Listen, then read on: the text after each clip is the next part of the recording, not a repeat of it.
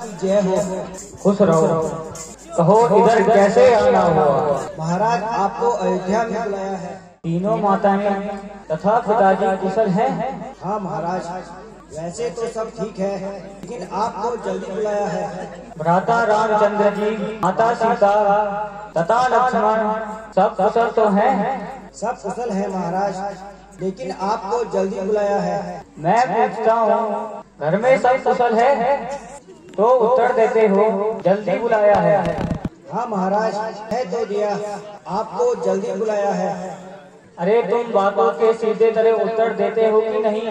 महाराज पूछिए, आप और क्या पूछना चाहते हैं? मैं पूछता हूँ, हमारे घर में सब कुशल तो है? हाँ महाराज, कह तो रहा हूँ, आपको जल्दी बुलाया है। अरे कैसे मूर्ख से पाला पड़ा है। चलो।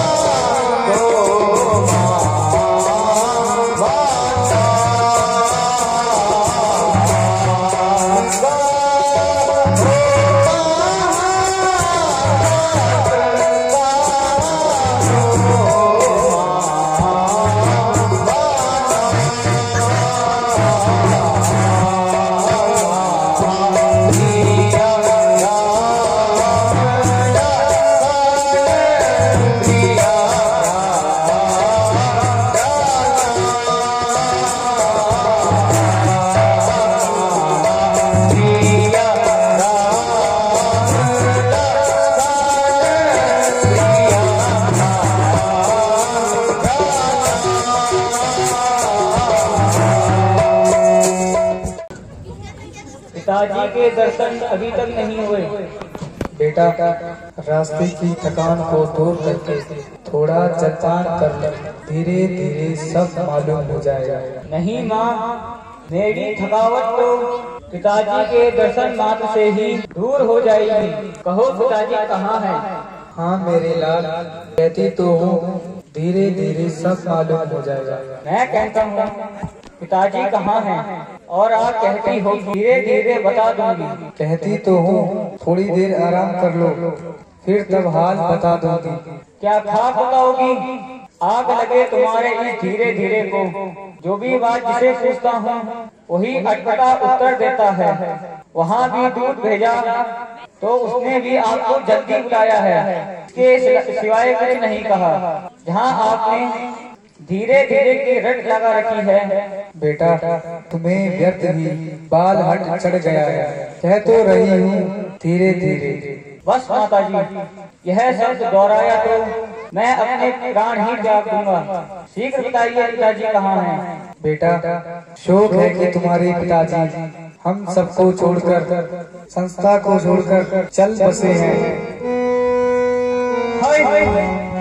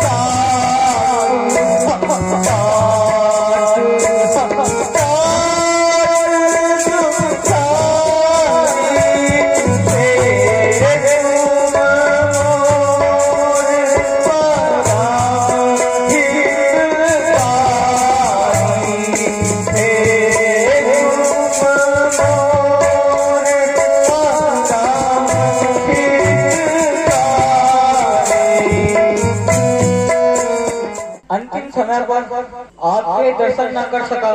भाई रामचंद्र जी और लक्ष्मण जी धन्य हैं, जो कि अंतिम समय में पिताजी की सेवा में रहे। किंतु यह तो बताइए उन्हें रोग क्या था?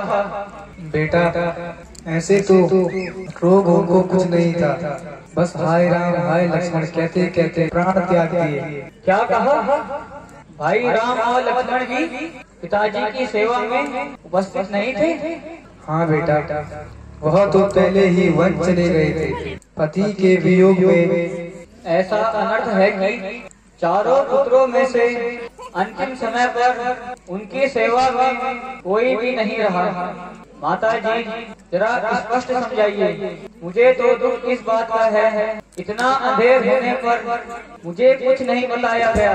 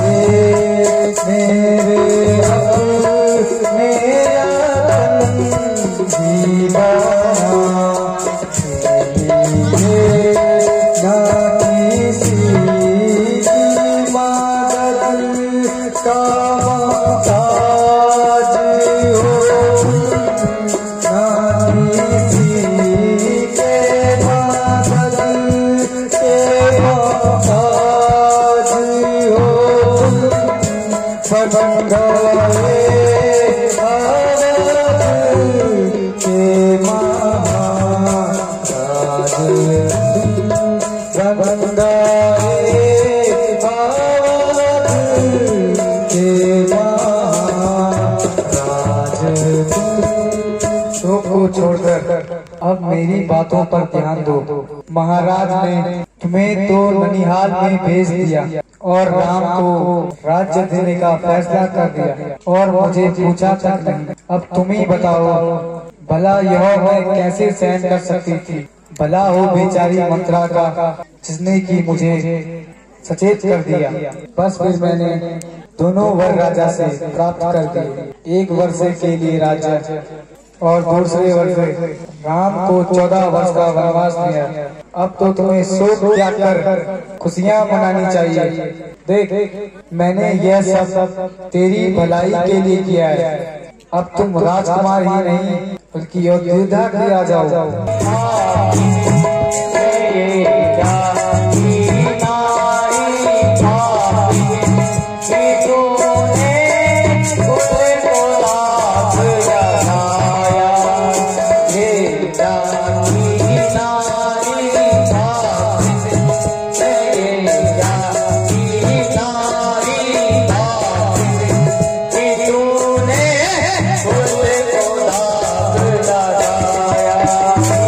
ना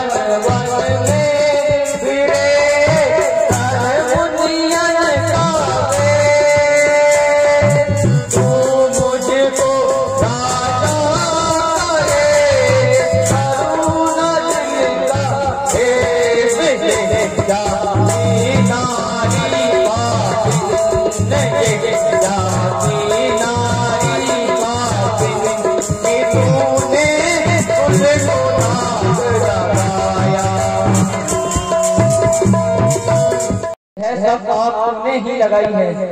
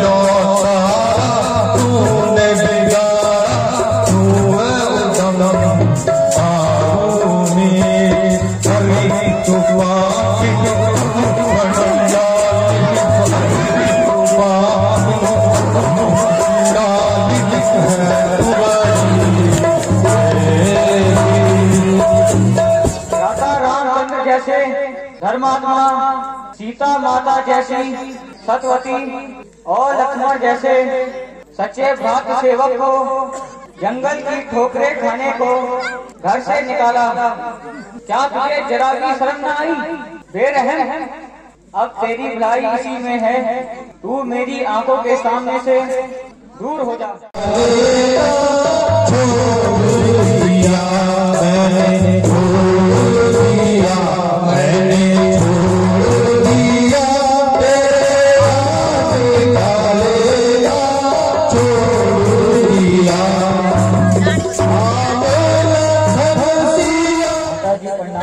माताजी प्रणाम। अब तुम चैन से राज करो, रामचंद्र को वन में भेज ही दिया है। तुम्हारे मन की मुरादें पूरी हो गई। तेरी माता ने क्या गुण खिला दिया। एक मैं हूँ सो मेरा ठिकाना नहीं।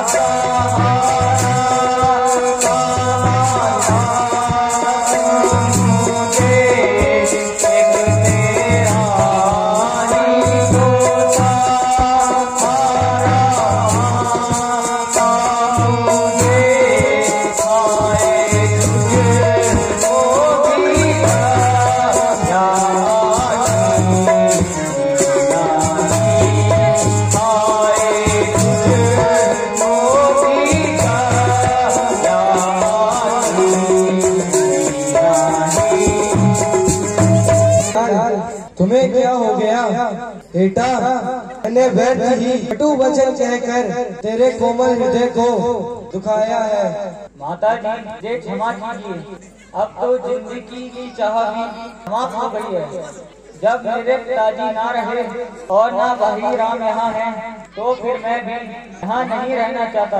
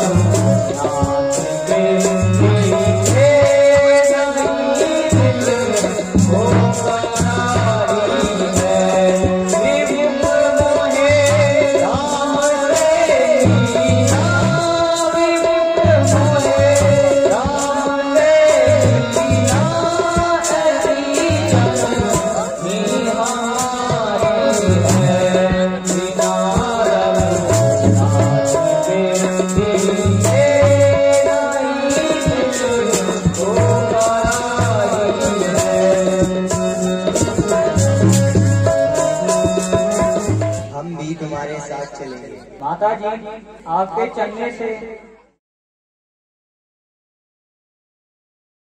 हमें जीतने के लिए आ रहा है। राजमद भी बड़ा प्रबल मद होता है, जिसने भरत जैसे भाई की बुद्धि को पलट दिया है।